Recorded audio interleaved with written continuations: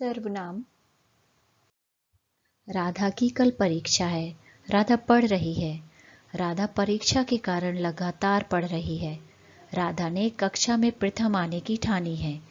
राधा ने पहले से ही समय सारणी बना रखी है।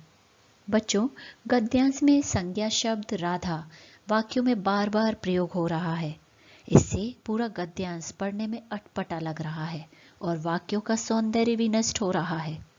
इस दोष को दूर किया जा सकता है और वाक्यों का सौंदर्य भी बना रह सकता है यदि सर्वनाम शब्दों का समुचित प्रयोग करके इस गद्यांश को लिखा जाए।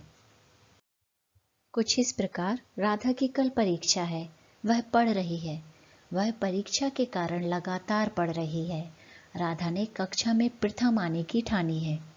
उसने पहले से ही समय सारणी बना रखी है। बच्चों, जब हमने गद्यांश में राधा संज्ञा शब्द के स्थान पर रेखांकित किए गए सर्वनाम शब्द वह उसने प्रयोग किए तो संपूर्ण गद्यांश भावपूर्ण बन गया। अतः संज्ञा के स्थान पर प्रयोग होने वाले शब्दों को सर्वनाम कहते हैं। सर्व का अर्थ है सब, संज्ञा का अर्थ है नाम, सर्वनाम का अर्थ है सबका नाम। आइए कुछ सर्वनाम शब्द जानें। मैं, तुम, मैंने, हमने, मेरे, मेरी, तुम्हारा, तुम्हारी, मुझे, मुझको, मुझसे, तुमसे, तू, तुम, तूने, तुमने, मेरे, हमारे, तुम्हारे, इसका, हमको, तुमको, हमसे, आपसे, आप, वह, आपने, उसने, हमारी, हमारा, इसकी, इसके, आपको, इसको, इससे, उससे, यह, वे, इसने, उन्होंने, उसका, उसकी, तुम्हें, इन्हें, उन्हें, इन्होंने, किसने, किन्होंने। सर्वनाम के 6 भेद होते हैं। 1.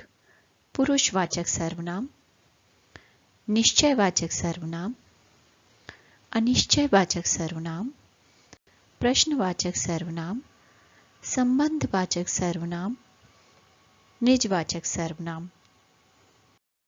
पुरुषवाचक सर्वनाम के 3 भेद होते हैं। का, उत्तम पुरुषवाचक सर्वनाम, वक्ता या बोलने वाला। बच्चों, अपने लिए प्रयोग किए जाने वाले शब्द उत्तम पुरुषवाचक सर्वनाम कहलाते हैं।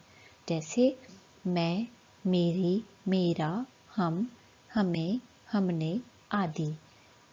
मैं पूरा पाठ याद कर लूंगी। ख, मध्यम पुरुषवाचक सर्वनाम, श्रोता या सुनने वाला।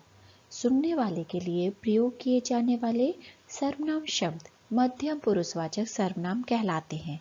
जैसे तुम, तू, तुम्हारा, आप, आपका, आपको आदि।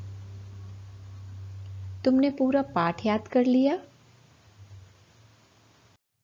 ग, अन्य पुरुषवाचक सर्वनाम, कोई अन्य व्यक्ति। बच्चों, वक्ता और श्रोता से भिन्न जिसके बारे में बात की जा रही है, उस अन्य व्यक्ति के लिए प्रयोग किए जाने वाले सर्वनाम शब्द अन्य पुरुषवाचक सर्वनाम कहलाते हैं। जैसे वह, वे, उसे, उन्हें, उन्होंने, यह, ये आदि। वे तुमसे मिलने आए हैं। 2. निश्चयवाचक सर्वनाम, जो सर्वनाम शब्द किसी निश्चित व्यक्ति या वस्तु का बोध कराएं उसे निश्चयवाचक सर्वनाम कहते हैं। जैसे यह, वह, ये, वे, इस, उस आदि। यह किताब और पेन मेरे हैं। यह टी शर्ट पीली है। 3. अनिश्चयवाचक सर्वनाम, जो सर्वनाम शब्द किसी निश्चित व्यक्ति या वस्तु का बोध नहीं कराते वे अनिश्चयवाचक सर्वनाम कहलाते हैं। जैसे कोई, कुछ, किसी आदि। पानी में कुछ गिर गया है। शायद दरवाजे पर कोई है। 4. प्रश्नवाचक सर्वनाम, जिन सर्वनाम शब्दों का प्रयोग प्रश्न पूछने के लिए किया जाता है उन्हें प्रश्नवाचक सर्वनाम कहते हैं।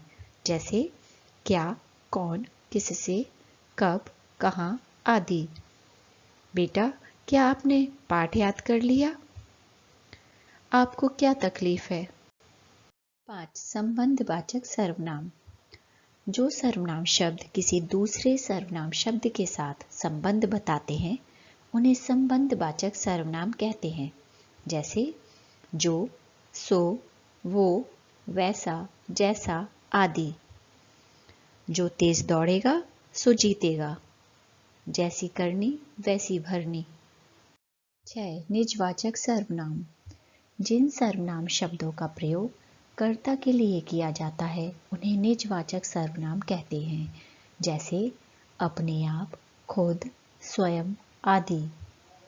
दाल मैंने स्वयं बनाई है। मैं यह प्रश्न खुद हल कर सकती हूँ। बच्चों, पुरुषवाचक सर्वनाम तथा निश्चयवाचक सर्वनाम दोनों में ही यह वह शब्दों का प्रयोग होता है, परंतु दोनों में अंतर है। आइए जानें अन्य पुरुषवाचक सर्वनाम तथा निश्चयवाचक सर्वनाम में क्या अंतर है।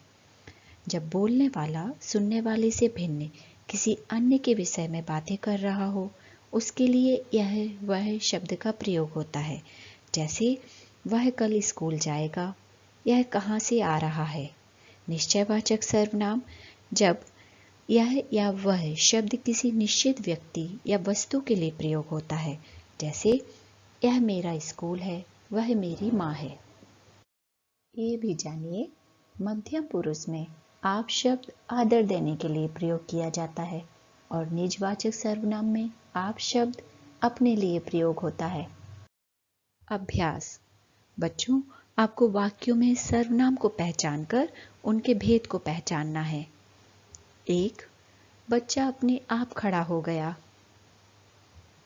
2. लगता है घर में कोई घुसा है। 3. जिसकी लाठी उसकी भैंस। 4. गिलास कैसे टूटा। 5. ये सुंदर वस्त्र हैं। 6. मैंने सारा काम कर लिया। आइए अब इनके उत्तर देखते हैं।